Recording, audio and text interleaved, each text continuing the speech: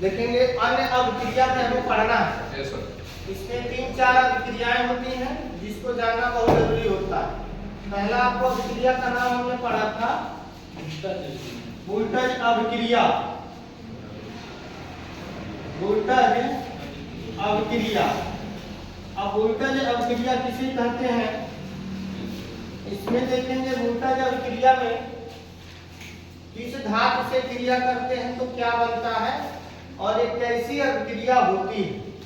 हम लोग अन्य अभिक्रिया पढ़ रहे हैं, यानी अन्य अभिक्रिया का मतलब किसी एल्कील हाइड्राइड में, किसी एल्कील हाइड्राइड में सोडियम धातु से क्रिया कराते हैं शुष्क ईथर की उपस्थिति में।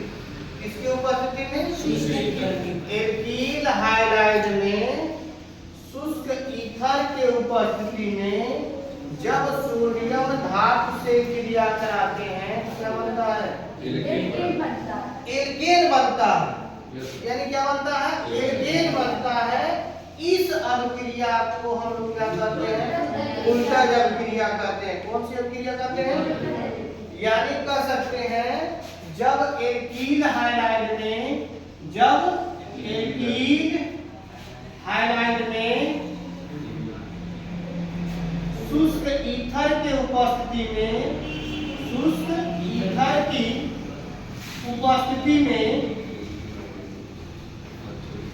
सोडियम धातु के साथ, सोडियम धातु के साथ क्रिया कराते हैं तो एल्केन प्राप्त होता है। क्या प्राप्त होता है? एल्केन प्राप्त होता है।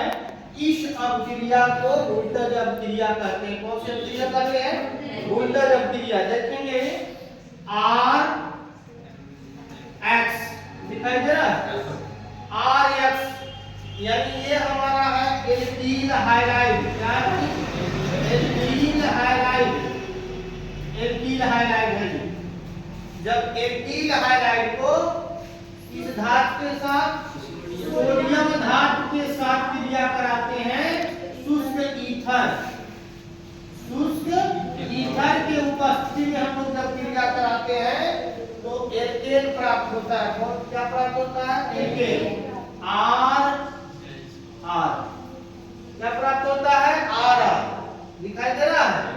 और देखेंगे यहाँ क्या हमारे पास एक्स हाइड्रोजन है। एक्स क्या है?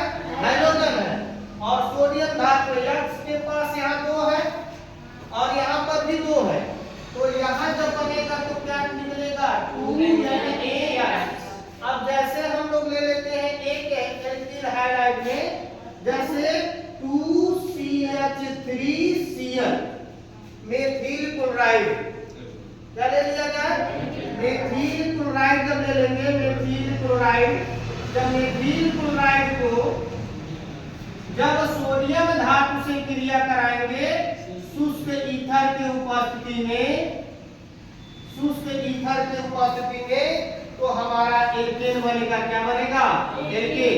अब यहाँ देखेंगे CH3 है, तो जब CH3 देखेंगे R मेथिल, मेथिल, तो इन दोनों को मिलाकर देखेंगे 2 कार्बन है क्या?